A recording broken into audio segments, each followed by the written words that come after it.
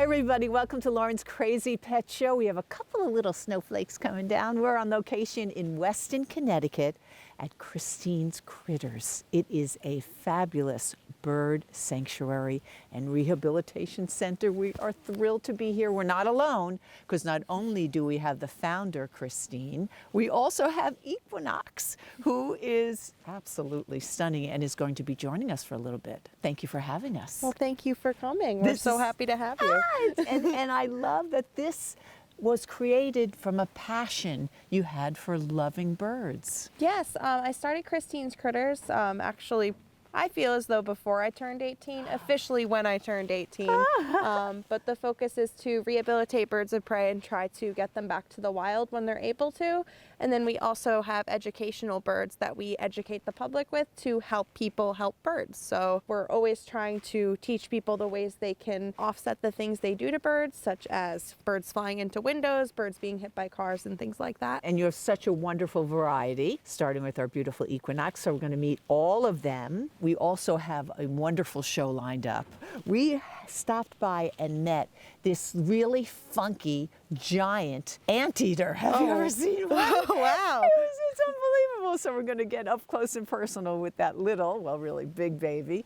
And we're also going to take everybody to an incredible fundraiser. So much fun. One of the most exciting and yummy that we've ever been to. But first, let's start with Equinox because he's right here with us. It is a he, right? It's actually a girl. Oh, sorry. She doesn't mind. How do you tell, Christine? She's actually very large for a peregrine falcon. She's on the upper end of the weight range. In raptors, the females are larger than the males. Her behavior and general attitude is also female. Yeah, for she's sure. Yeah, she seems a little fresh, but not too fresh.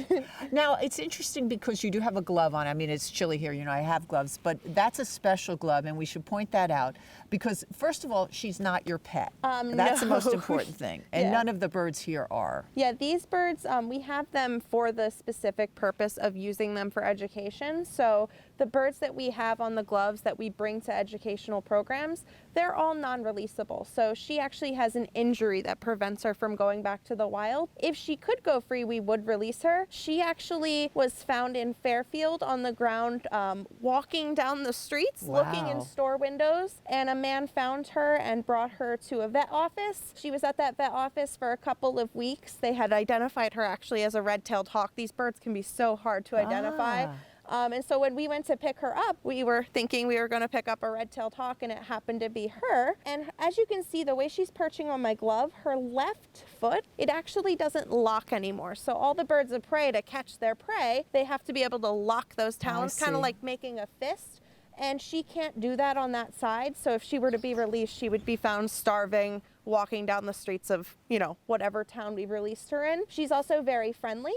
So we don't know if that time at the vet office, you know, she just was made imprinted or made habituated because she did come in when she was a fledgling. And you have so many beautiful birds here. And as I said, such a big variety. You have hawks.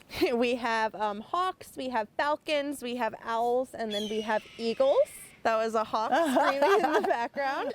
And we are always rehabilitating them. Just the other day, on Wednesday, I actually took a peregrine falcon in from Stanford. His right wing was drooping, so that can indicate a break, it can indicate a nerve problem. It just so happens that a bone called the coracoid, which is on the upper part of the wing towards the breastbone of the bird, is broken, so it's why his wing is drooping. So that bird has to have a wing wrap for the next 2 to 3 weeks to help secure and like almost like a cast for that bone. And then the goal would be for that bird is to do physical therapy, help stretch that wing back out, and then help build up muscle to be able to fly, and then get him out into the flight cage, get him flying again, and then release him back to the wild. So that's what we do with all of our patients. We try to get them to that point. And if for at any point, you know, they're in the flight cage and they're not able to fly, that would be telling us, okay, something is permanently injured here. And then, you know, hopefully you'll be able to, they'll stay here. Ultimately, it's us and our veterinarian working together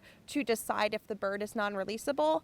And if the bird is non-releasable and we have space to provide an educational home for that bird, then we can apply to the U.S. Fish and Wildlife to transfer it to an educational bird. But we also place other birds. So we actually have a bird going to New Canaan Nature Wow. Center that's a red-tailed hawk. She, was non-releasable. We have 2 red-tailed hawks. We don't have any more room for any, so we try to find the birds homes if we can't keep them ourselves. Absolutely amazing. Okay, when we come back, we are going to show you the most funky, cute creature that I've ever seen. Lauren's Crazy Pet Show will be right back.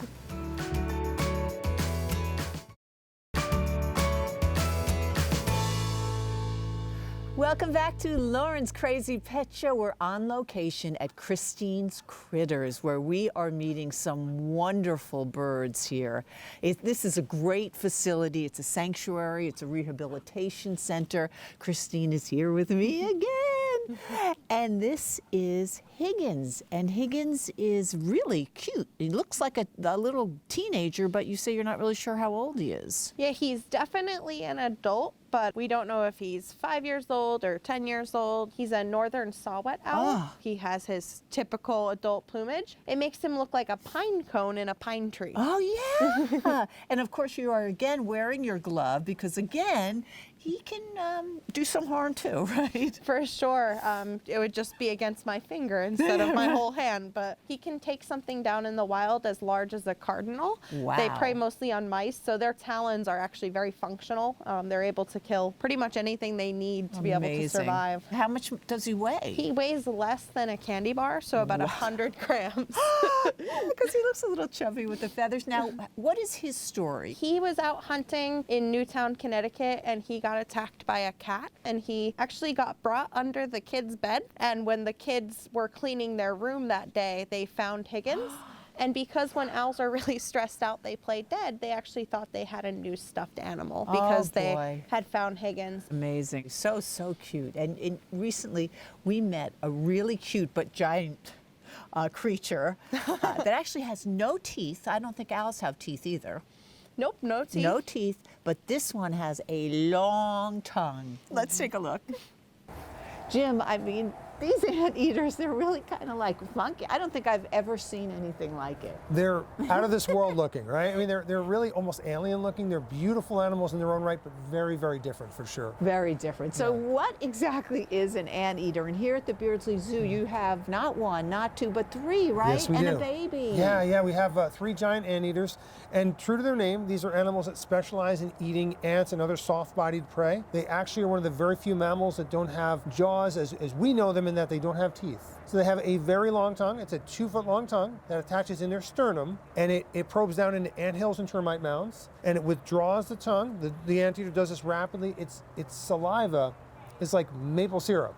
I don't know that it tastes like it, but it's very, very viscous, very It sticky. did look thick because I got to actually feed it some avocado. That's right. And this very viscous saliva helps the ants and termites. Well, it doesn't help them, but it helps the ants get a meal because they adhere, they get stuck. It's like a sticky trap, right? Nature's sticky trap. It lures them back in, and they slurp those insects down, and their powerful digestive acids take care of the rest. They do supplement that with some plant matter, but mostly it's invertebrates in the wild, ants, termites, and other soft-bodied insect prey. Now, I've never seen one in my yard, so like, Yes.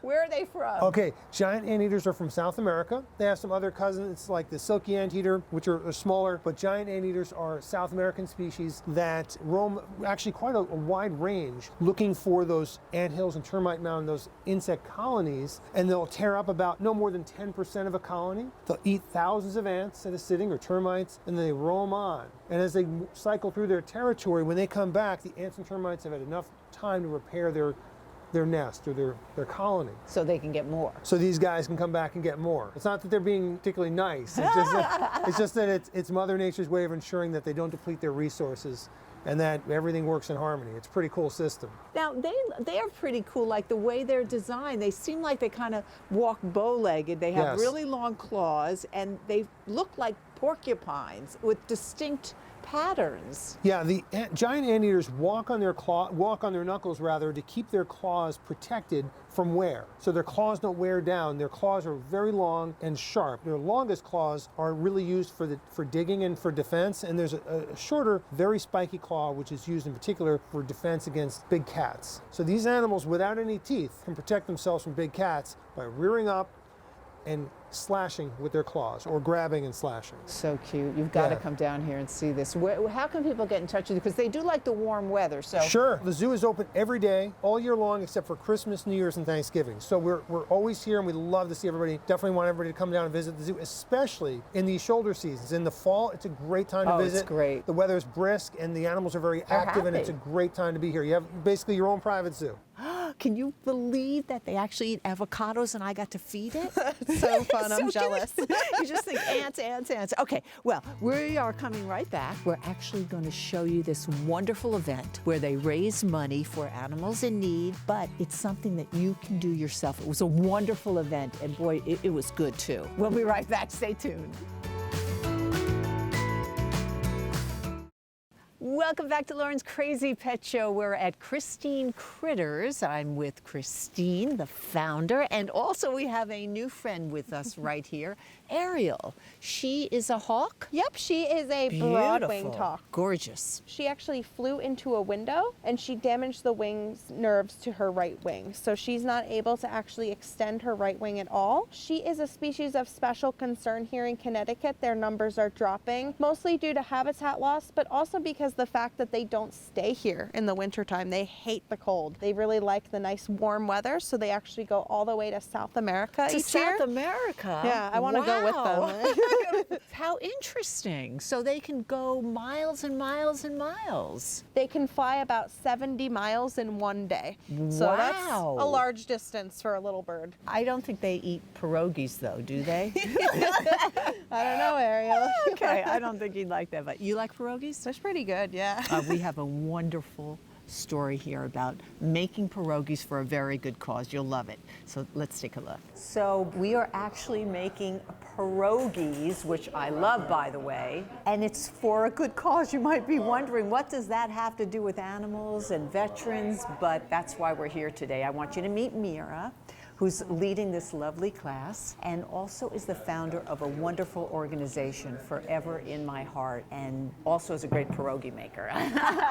So you combine the skills to do this. So let's talk about your foundation first. Yes, so we rescue dogs from shelter all over United States, and we train them to become service dogs, and we donate them to disabled veterans. We train for mobility disability and PTSD and help out veterans. Those dogs are very expensive, and one of the groups that really cannot afford them is our veterans. So we are just saying thanks, training the dogs and donating, and truly, truly changing their lives. Oh, it's so changing their lives. And actually, we have someone here taking the class today, Kay, who we're going to Yes. meet in a minute, whose life you certainly changed with her Yes. service dog. So Kay is one of our new veterans, and she was just matched with Miley. They're still going to personalize individual training, but they both doing great. Miley is a 1-year-old rescue lab, and she's doing great, and Kay will tell you later how the dog is helping her in her life. It's fantastic. So how did you decide,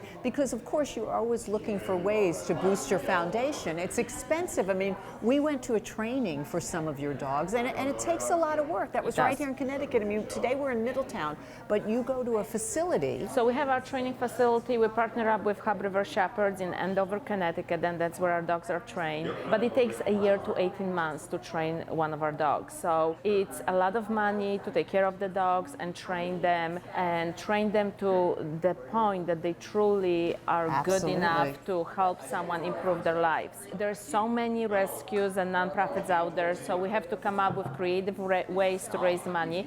And one of our biggest and the most successful fundraiser is pierogi making classes. The first one we did was sold out, so we continue on doing it, and it's a great way to raise money.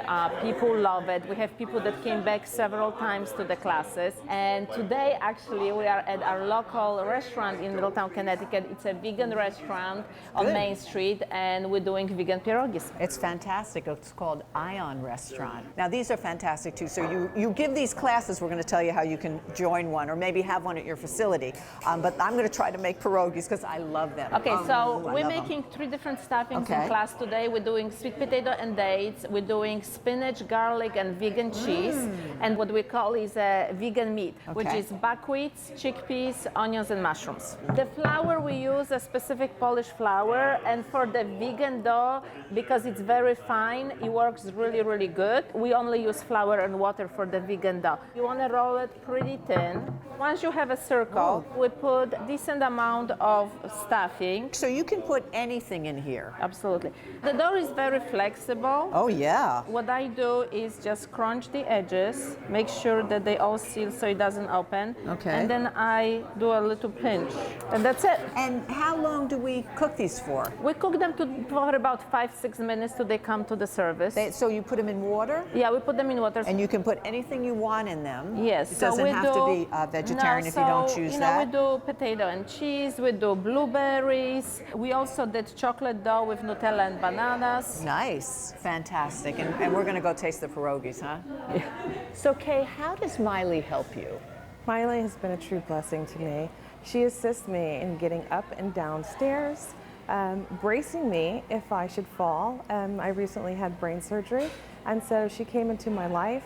She is an absolute blessing and such an honor to have her. And I understand you weren't driving before, but now since you've gotten Miley, you're even able to drive. I mean, That's right. A miracle. She's boosted my soul, and we bonded so well, and she's been such a help to me that I'm able to focus and concentrate more on my well-being as she helps me and assists me to get around. How did you find Mira's organization? It was quite fortunate. I have multiple people who come to my house to help me, and this woman came and she told me about this foundation. And so I contacted Mira, and I just was brought in with loving arms, and I've trained with Miley for quite some time. Again, it is such an honor to be a part of this foundation. I feel honored to know you and to thank you for your service. People should realize that you're a veteran. I am. I'm a former Marine, and I am a Persian Gulf War era veteran. So if people want to have a class maybe in their facility or wherever they are, you will come teach that because the proceeds go back into your foundation. Absolutely. You can go to foreverinmyheartfoundation.org and send us a message, or you can message us at info@foreverinmyheartfoundation.org, and we're really good answering all of our emails, and we'll get in touch with you. So isn't that cool? Yeah. I know, it's so good. It was so good. And actually, anybody can have one of those parties at their own house. And so if you're interested, of course, you want to call up and find out more. But what a great way to make money for a great cause, and something anybody can do. That's why we love it. Okay, when we come back, we are going to meet one of my favorite animal ambassadors here. But I know you'll fall in love too. Okay, we'll be right back. Stay tuned. Welcome back to Lauren's Crazy Pet Show, and look who's here. Christine from Christine Critters, which is where we're on location, and also we have, seriously, it is a turkey, and it's a pet turkey, and his name is Niblets. Niblets? Mr. Niblet. Mr. Niblet. So we have to tell everybody this story about him because it's really kind of special. I mean, did you ever think you'd see a big turkey in somebody's lap here, right? Every pet on the show. And look, he's wearing a harness. But so he is your pet, unlike the other birds here. He's definitely different from the sense that he's more friendly, and you can pet him, so you can interact with him in a different manner just because he's not a federally protected bird. But he is used for education. So we use him to teach kids all about turkeys, how to respect all life. But he came to you as a little turkey, and it's a great story. I used to rehabilitate rehabilitate more than just birds of prey. I used to rehabilitate all birds. And so somebody called me. They had found a nest of turkey eggs on their property after mowing their hay field because they had ran over the mother turkey, unfortunately, mowing their hay. The farmer cared enough to actually put them in a chicken incubator and incubate them. And the reason he was calling us is because they were hatching. We ended up taking the eggs. This was a bird that had already hatched. So the man had played with the bird, the man had interacted with this bird. And so Niblet did something called imprinting. So he actually thinks truly he is a person, or that we are all turkeys. So his identity is gone. Although we tried to reverse it by raising him with all of his nestmates that went free, he unfortunately couldn't go free. So he and Henrietta, his friend, are both too friendly to be released. Now, also one of my favorite birds you have here is your eagle, and you not only have one, but you have two. They are truly amazing. Aurora, our bald eagle that we've had for 3 years, you'll see traveling to educational programs, so she'll be the one that's on the glove. Our newest eagle just got approved a couple weeks ago, actually, so she's not trained yet. She's completely wild. The main part of training with a bird of prey is positive reinforcement. So just spending a lot of time with the bird, letting the bird learn your movements. We're really respectful of our birds' stress levels. We really try to focus on, are they comfortable? Now, Aurora actually had a little pool that she went swimming in, right? Has toys. Yep, our eagles are very playful.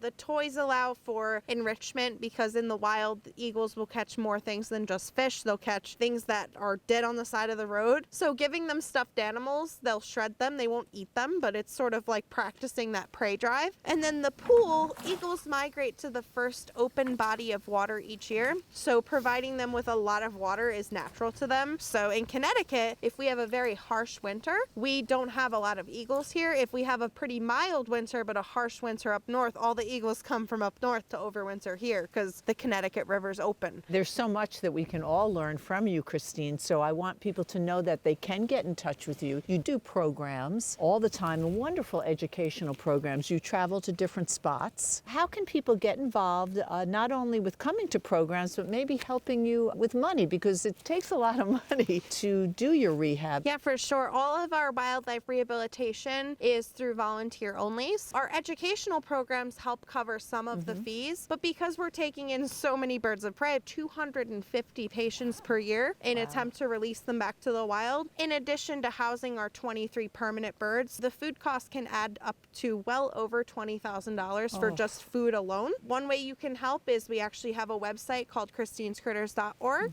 and we actually have a Get Involved tab. Under that tab, if you're able to volunteer, we love volunteers, any type of volunteering, even if you're afraid of birds, we have jobs that aren't involved exactly with the birds directly. We also do have an Amazon wish list, so some people do like to donate specific items. They don't want to donate monetary, a check. And we also do have Amazon Smile, so when you're doing all of your shopping, you can actually help Christine's Critters just by shopping, by using Amazon Smile and choosing Christine's Critters, because a small portion of your purchase will go towards helping us. Everybody, please get in touch with Christine at Christine Critters, and we thank you all for joining us, and we hope that you will continue to watch us right here on MyTV9, and also please follow us on our Facebook page and YouTube, and Lauren's Crazy Pet Show on Instagram. So thanks for joining us, everybody. This has been Lauren's Crazy Pet Show.